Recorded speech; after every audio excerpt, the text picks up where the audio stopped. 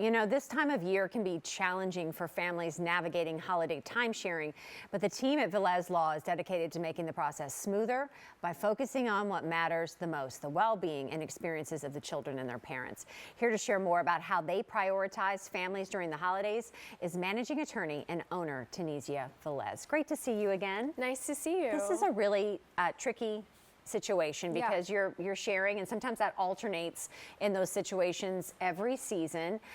What is best practices and best advice when you head into the holidays to make sure it's a smooth one for your kids? Yeah, so I mean, primarily at this point, you should have already created an order that's enforceable, you know, letting both parents know who the kids are going to be spending their time with. That is, you know, first step. That is going to alleviate conflicts. That's going to ensure that those best practices have already been reduced to writing, so no one has to think. They just look at the order and comply with it. And it's a good idea when you already have that in place. I have felt from personal experience it's good to kind of set those expectations with your kids early, right? And make that a positive memory experience. Say, you know, you're gonna do this and I'm gonna do this and this is what we're creating around this. Those positive memories in that household mean so much. Yeah, and kids, you know, they're going to feel that. They're going to feel if there's conflict, if there's tension. So it's great when, you know, kids wake up and they know if they're going to be with mom or they know if they're going to be with dad. If there's tension surrounding, you know, a paramour or I don't want your dad to have, you know, whatever. Kids feel that, and then it's just a waste of a holiday. Keep that drama someplace else for another conversation. Exactly. You know, we're talking about like conflict-free with those discussions. Even being conflict-free and thinking through how you're going to handle the handoff, right? Thinking through who's going to pick up where and how, is that important too, to make sure that facilitate a smooth exchange into those holidays. Right. You know, best practice is to grin and bear it. Yeah. You know? Just walk the kids over and make sure the kids aren't feeling any tension, and save the mumbling or the anger, whatever they're feeling for the car ride home. That would be best. And you know, it's difficult because courts are closed.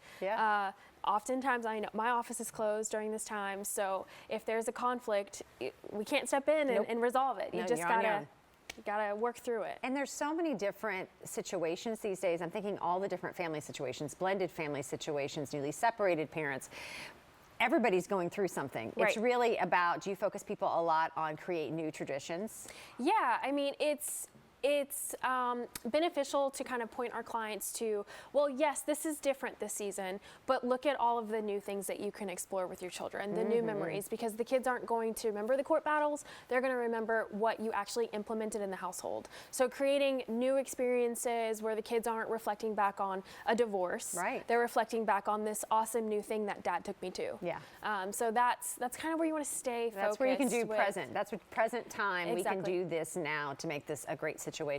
You mentioned a lot of these places are closed during the holidays, so you really have to kind of navigate things on your own. What do you do in the event of an emergency situation? What if there is a crisis situation? Are there like emergency court orders, or like when do you go to that step, and what situations kind of warrant that? When the kids are in danger. I mean, that's the only emergency. And then if your kids are in danger, you shouldn't be calling us. You should be calling, you know, 911 or CPS. And then we'll circle back up with our clients when we can actually do something. But, you know, during that time, it's out of our hands. Right. I think at the end of the day, it's eyes are watching, ears are listening with our little ones, and what we can do to maybe set that example right then and there in front of them. But thank you for all you do. Such great advice there. To learn more, just go to tvelezlaw.com. Right there on your screen, tvelezlaw.com. More Great Day Live after the break.